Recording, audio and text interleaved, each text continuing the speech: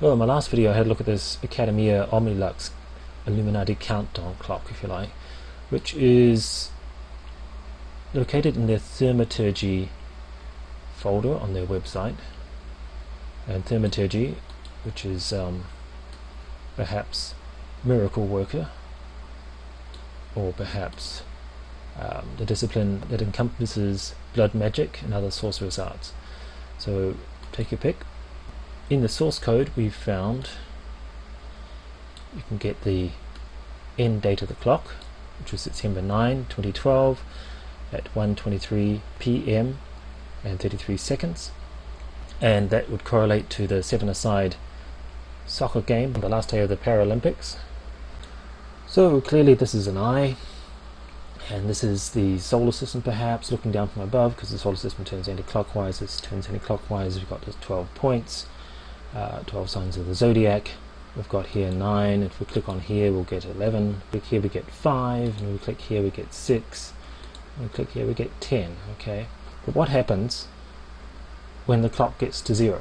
So let's have a look at that. Okay, so I've reset my computer clock to just before September 9 at 1:23 p.m. and 33 seconds, and that's the time we're counting down to, just to see what will happen. And it doesn't reset, it just sits at 0. However, we already know from the last video that when the clock reaches 0, the longitudinal position of the moon in the sky on September 9 exactly matches that of the December 26 Boxing Day tsunami and September 11, 2001, the moment of the initial attack at 8:46 Eastern Time. Of course, I mentioned in the last video about Spooks Code 9, which is a BBC drama about a nuclear attack on the opening day of the Olympics. And if we go down to the Wikipedia page, you'll see that Adrian Hahn, one of the people involved in creating it, says, Spooks Code 9, they got it backwards. So what is he trying to say there? The series was created by David Wollstonecraft, and here we're looking at one of his books, and as you can see we've got the left eye symbolism again, as in the phoenix or the eagle is facing to its right and looking at you with its left eye. Of course, the BBC doesn't have a monopoly on the plot line involving the detonation of a massive bomb inside of a sports stadium. We also have The Dark Knight Rises, which incidentally premiered on July 16, 2012. In fact, it was 6 p.m. Eastern Time, as we can see from these news reports, which of course in summer is Eastern Daylight Time, which is 4 hours behind UTC time. So that gives us 10 p.m. UTC. So just out of curiosity, where exactly was the moon at 10 p.m. UTC time on July 16th? Let's have a look. From the perspective of the Earth, it's in the same longitudinal position as the attacks of 9/11. To be fair though, it is slightly up. If the premiere had been at 9:11 p.m. UTC time, then it would have been exactly right. And by pure coincidence, on the morning of September 11, 2001, this is the ad that appeared on ABC Breakfast Show just before the breaking news. Hello? Things are heating up. Now by the entire ABC network. Good Morning America was in progress in the East Coast and the Midwest, but we're joined by the entire network just to show you some pictures at the foot of New York City. This is at the World Trade Center. Is there more to this connection? Well, let's let YouTuber Scrawny to Brawny join the dots for us. The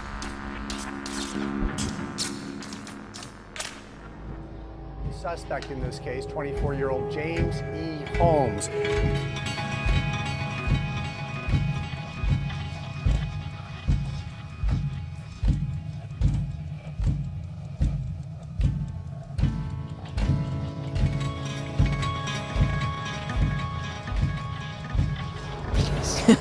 Trying to light it. I'm sure it'll happen eventually.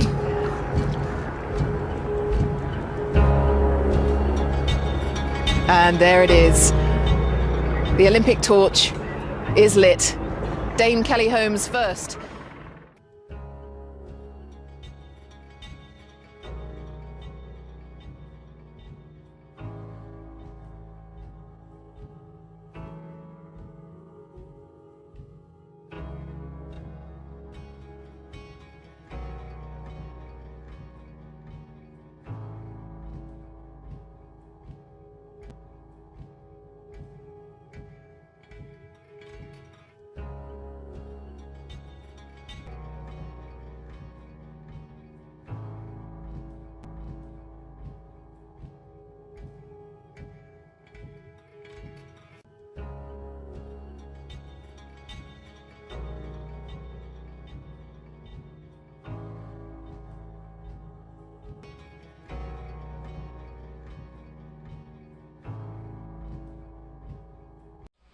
course, the Aurora, Colorado theater killings bring to mind the Mayan calendar inspired apocalyptic murals at the Denver New World Airport in Colorado.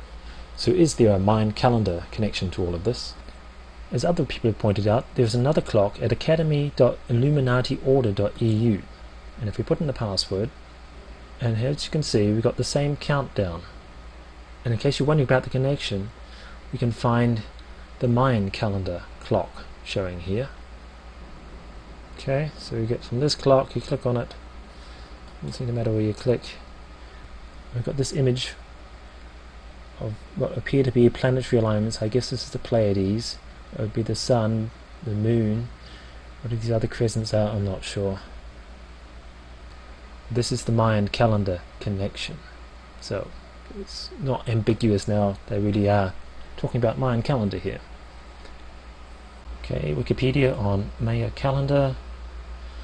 A cyclical interpretation is also noted in the Maya creation accounts, in which the present world and the humans in it were preceded by other worlds, which were fashioned in various forms by the gods, but subsequently destroyed. The present world also had a tenuous existence, requiring the supplication of offerings of periodic sacrifice to maintain the balance of continuing existence. Okay, a little bit about the history of football.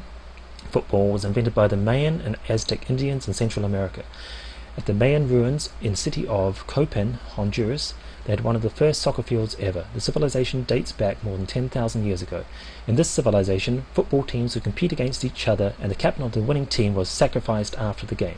The act of being sacrificed was considered an honor to these people. Now, there can't be anyone left on the planet who hasn't had this Mayan calendar end date drummed into them. Of course, it's December 21, 2012.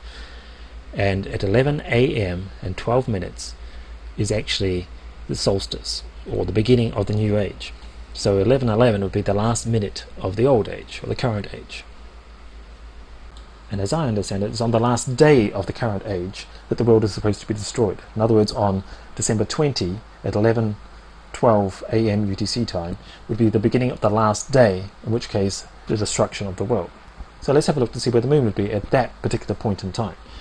So at 12 minutes past 11 on December 20, 2012. And of course the moon is nowhere to be seen. However, what we're supposed to be looking at, of course, is the alignment between the Earth, the Sun, and the galactic core, which is the whole purpose of that alignment. So let's go and have a look at that. So we'll zoom in onto the Sun, turn around to see where the Earth is. So when we look at the Earth from the perspective of the Sun, on this last day of the age, you see the position in the sky is very similar to the position of the sky for the moon, for 9/11 and for 9/9. So the position of the moon on these auspicious dates seems to be symbolic of the position of the Earth in relation to the Sun on the last day of the age. So what about the Holmes connection? Well, I was first thinking in terms of Sherlock Holmes, especially the 2009 movie, where we have the equivalent of a Dark Knight dying and being resurrected and trying to form a new world order to rule for 1,000 years. But I might have been off the mark with that. Maybe we should be looking at Comet Holmes, 17P Holmes. I was looking at some videos by Keith Hunter regarding the Mayan Aztec calendar.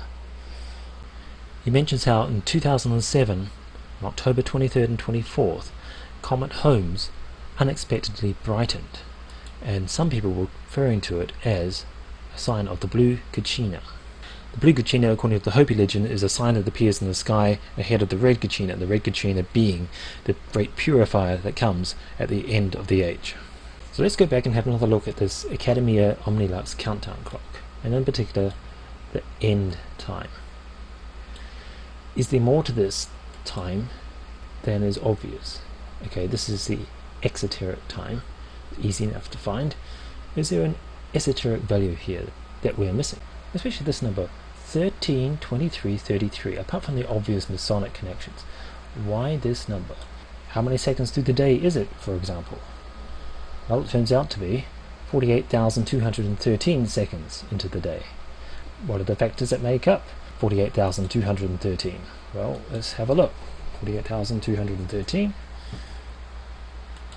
These are the factors. Okay, so it divides by 11, 33, 99, 487. Okay, we've got 99 in there, of course means it divides by 11 and 33. Okay, so now what? Well, This is when you sometimes just get lucky.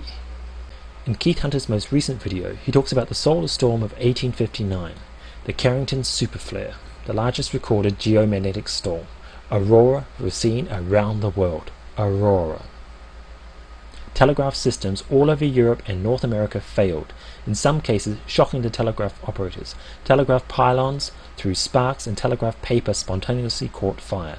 Some telegraph systems continued to send and receive messages despite being disconnected from their power supplies. If this was to happen today, this would be absolute disaster. Forget about the debt. There'd be no digital money.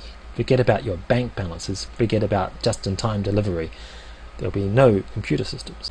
Keith suggests that the Carrington event of 1859 could have been the result of a unique set of conjunctions, which interestingly enough involve the dwarf planet Sirius. Now Sirius is located in the asteroid belt, and perhaps it was once the moon of a planet located between Mars and Jupiter, which was destroyed at some time in the past, perhaps Tiamat. I've never considered Sirius in any of these conjunctions or alignments that I look at, but it is interesting. So I started looking at some of them, and I found that there does seem to be some correlation with Sirius and events. So what does Wikipedia have to say about Sirius? Well, among other things, it says, Sirius is the only one among Rome's many agricultural deities to be listed among the diconstantes, Rome's equivalent of the 12 Olympians of Greek mythology. That's interesting. Of course, we've got another page here full of technical details about Sirius, but it goes on to say, it is named after Ceres, the Roman goddess of growing plants, the harvest, and motherly love. The harvest. So let's see where the dwarf planet Ceres is on September 9 at 1:23 p.m. UTC time.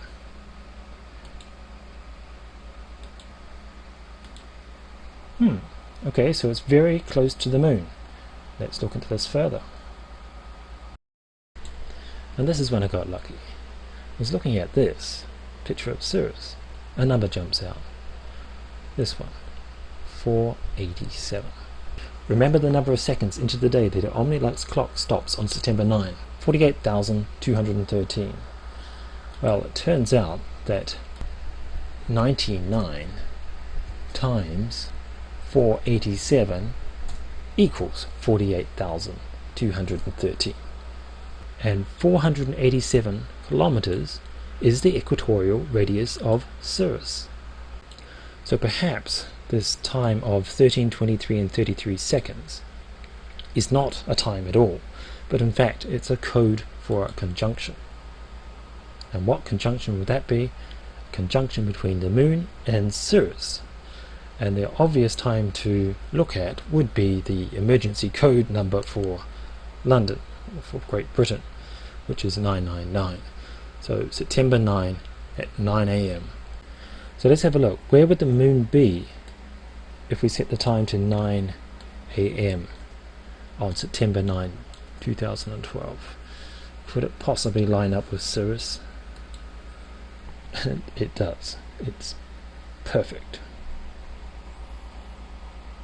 So are the powers that be expecting a Carrington event at 9 a.m. on September 9? Or are they planning a mass human sacrifice to avert such an event? Not to be outdone by the Brits, the Australians have their Holden, Colorado ad situated in the bombed-out NRL football stadium.